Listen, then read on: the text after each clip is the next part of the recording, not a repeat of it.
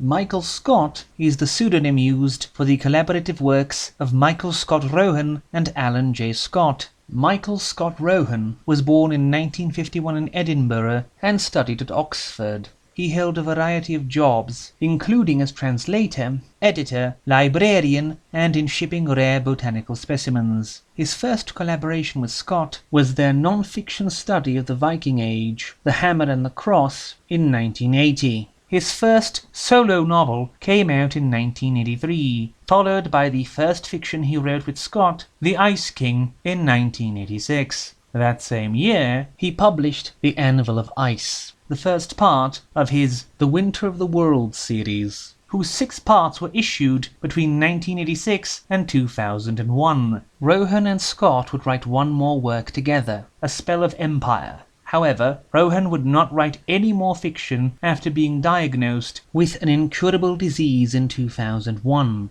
dying in 2018. I couldn't find out much about Alan Scott's personal life at all. He was born in London in 1952, worked as editor on the sci-fi magazine Sphinx, then worked as an archaeologist and audiovisual producer. He had also written some books on computers. His one solo fantasy novel, The Dragon in the Stone, came out in 1991. The Ice King was published in 1986. With a paperback release in 1987 under the title Burial Rites. The novel begins with a scene of spearings, guttings, and fireside barbarity in a distant time and place, before switching to a night watchman patrolling the excavation site of the Satheby ship, a vessel that burned down and sunk into the ocean 1,000 years ago. The same excavation company had, not too long ago, uncovered a nearby pagan Viking temple, and now they are eager to move the ship and drag it wholesale into the museum. But the night watchman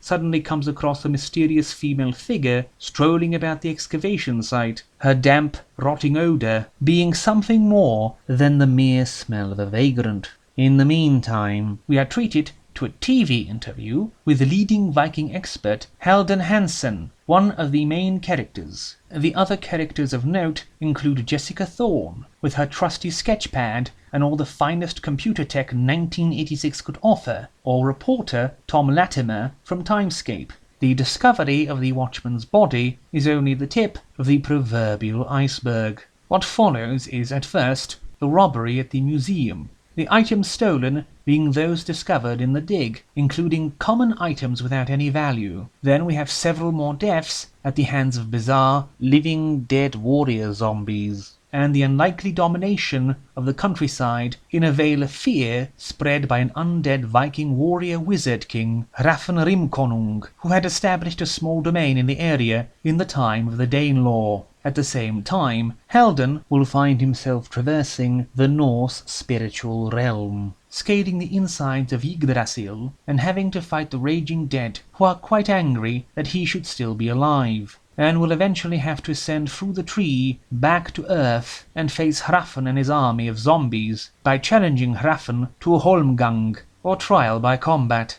Though perhaps a little formulaic at times, as sort of a creature book of the era, it is written very well, the scenes unrolling in one's mind as they would if they were scenes from a film,